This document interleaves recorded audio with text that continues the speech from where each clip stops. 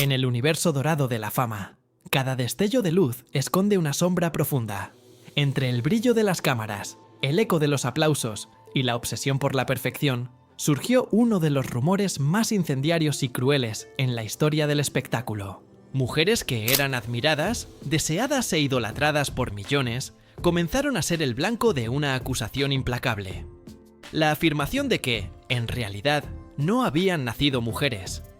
Ya fuera por maldad pura, envidia desmedida o el simple y destructivo morbo del público, hoy destapamos los secretos, las teorías y las dolorosas mentiras detrás de las divas más polémicas del entretenimiento. Comenzamos nuestro recorrido en los años dorados de Televisa, una época en la que la televisión dictaba de forma absoluta lo que significaba la belleza y el éxito. En medio de ese competitivo mundo, una figura comenzó a brillar con una fuerza arrolladora: Lorena Herrera. Alta, rubia, escultural y con una mirada imponente que parecía capaz de congelar el aire, se convirtió rápidamente en uno de los rostros más reconocibles y deseados del espectáculo mexicano. Su disciplina era feroz. Pasaba horas en el gimnasio, mantenía una alimentación estricta y poseía una presencia física que parecía haber sido esculpida a la perfección para dominar cualquier escenario. Pero justo detrás del glamour, desde sus primeros pasos en la fama, nació un rumor oscuro que nunca la abandonaría. La teoría de que Lorena Herrera, en realidad, era un hombre. El comentario, lanzado con evidente malicia en la década de los 90, corrió como fuego incontrolable entre los programas de chismes y las revistas de farándula. Es demasiado alta, demasiado fuerte, demasiado perfecta, decían las malas lenguas. En una industria machista que exigía a las mujeres ser frágiles y sumisas, la imponente seguridad de Lorena resultaba sospechosa. En esa época, bastaba con tener una voz ligeramente grave o una mandíbula firme para ser señalada y juzgada. Lorena, sin saberlo y sin buscarlo, se había convertido en el espejo donde se reflejaban los prejuicios y las inseguridades de toda una generación. La chispa mediática se convirtió en un verdadero incendio, cuando el conductor Facundo, en un popular programa de televisión, bromeó cruelmente diciendo que Lorena no era Lorena, sino Lorenzo. El chiste, repetido entre risas grabadas, cruzó la pantalla y se transformó en el titular de todos los tabloides. A partir de ese momento, la actriz fue obligada a soportar una despiadada burla pública, a responder preguntas íntimas en televisión nacional y a escuchar a supuestos investigadores que aseguraban haber encontrado actas de nacimiento a nombre de un tal Juan Pedro Herrera de la Vega. Lorena finalmente se cansó del silencio.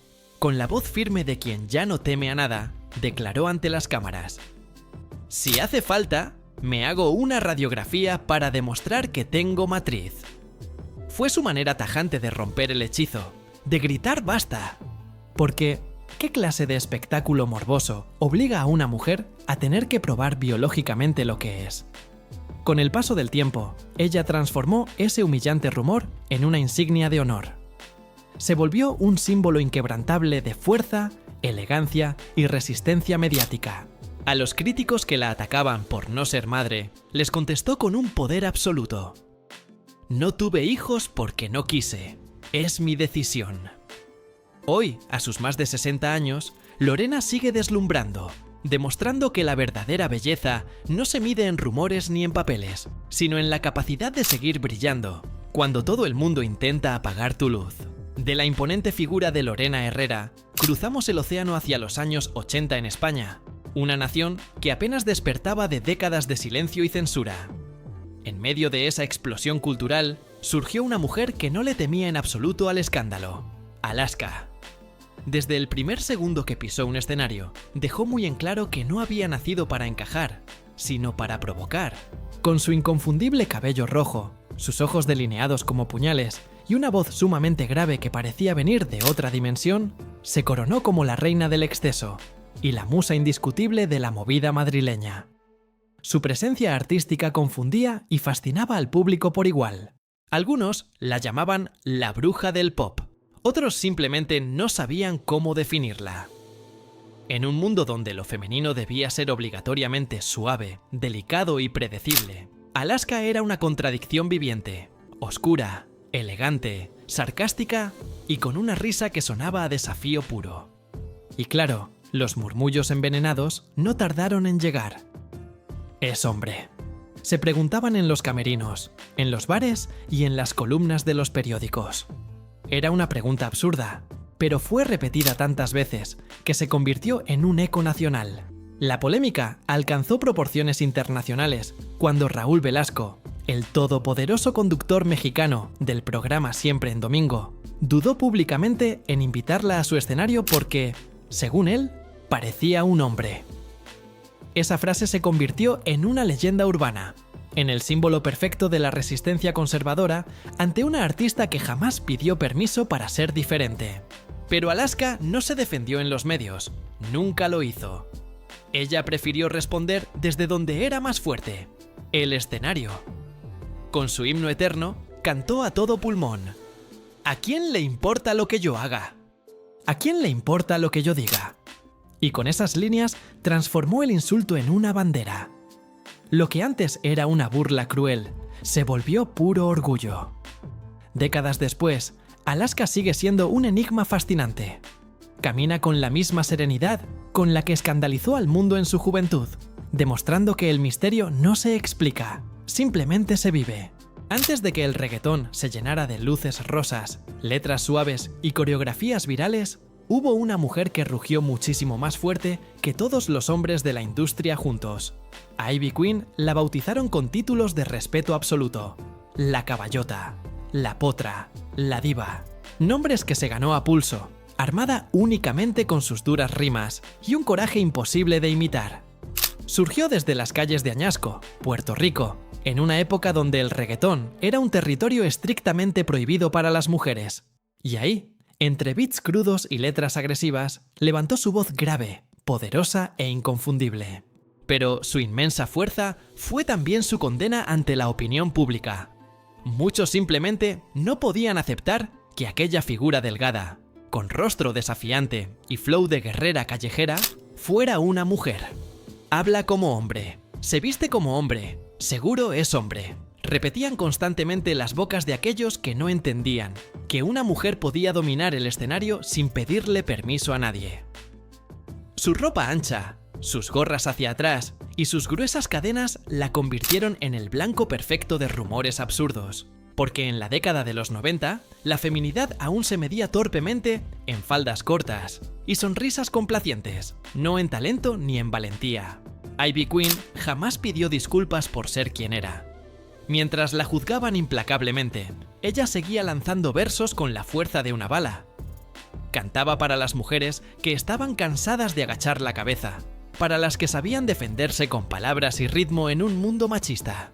Y cuando la acusaron de ser demasiado masculina, ella respondió sin rencor, pero con una firmeza letal: «Yo soy mujer, pero no tengo que ser frágil para que me crean». Con el tiempo, el mundo vio que detrás de la coraza del personaje había una historia profunda. Adoptó a 2 hijos y más tarde dio a luz a una niña.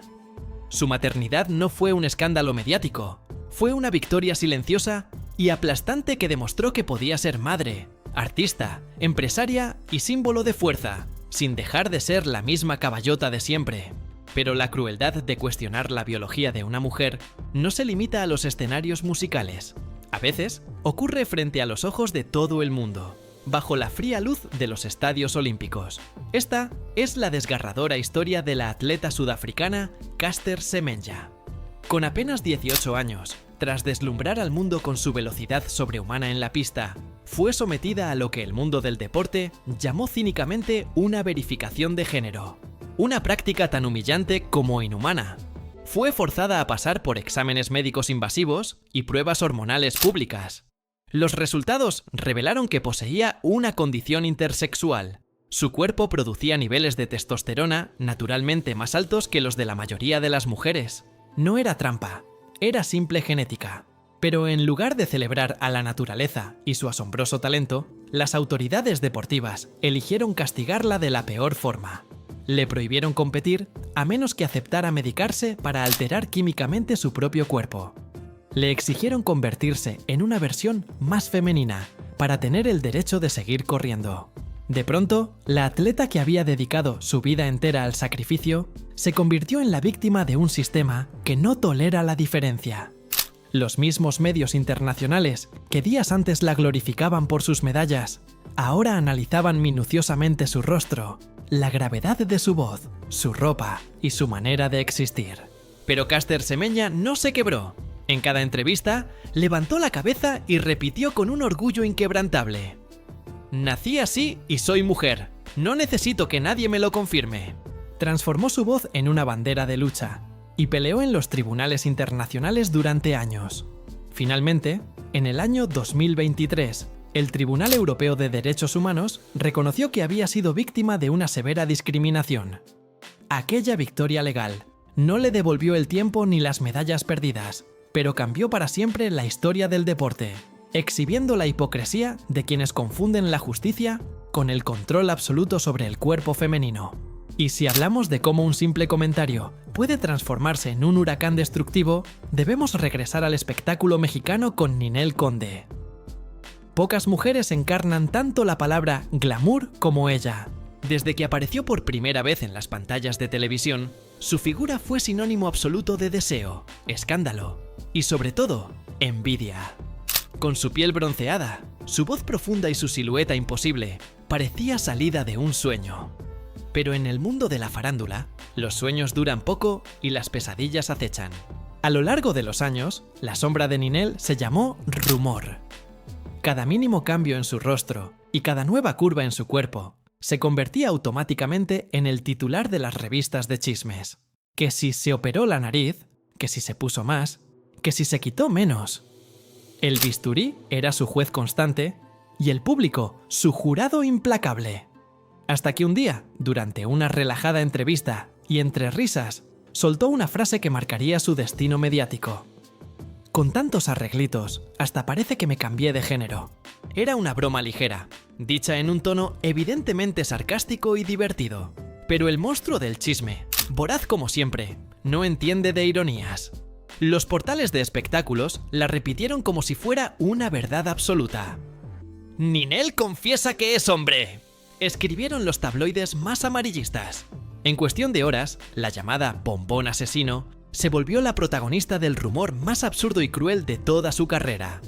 Las redes sociales ardieron con memes denigrantes, teorías conspirativas de lo más locas y comentarios despiadados. Todo por una frase sacada de contexto. Pero si algo caracteriza a Ninel Conde, es su impresionante capacidad de brillar incluso en el centro del caos. Con la frente en alto y ese tono sarcástico que la distingue, le respondió a la prensa: «Si quieren decir que soy hombre, adelante. Si eso los hace felices, que lo digan». No fue una defensa desesperada, fue un desafío en toda regla. Ninel entendió a la perfección la regla de oro del espectáculo. No se puede discutir con la ignorancia. La única opción es brillar tanto que termines por cegarla. En la selva del espectáculo hay un último secreto que las mujeres más poderosas han tenido que aprender a la fuerza. Cuando el mundo entero se empeña en destruirte con rumores absurdos, tu mayor victoria no es convencerlos de lo contrario, sino seguir siendo exactamente quien eres frente a sus ojos.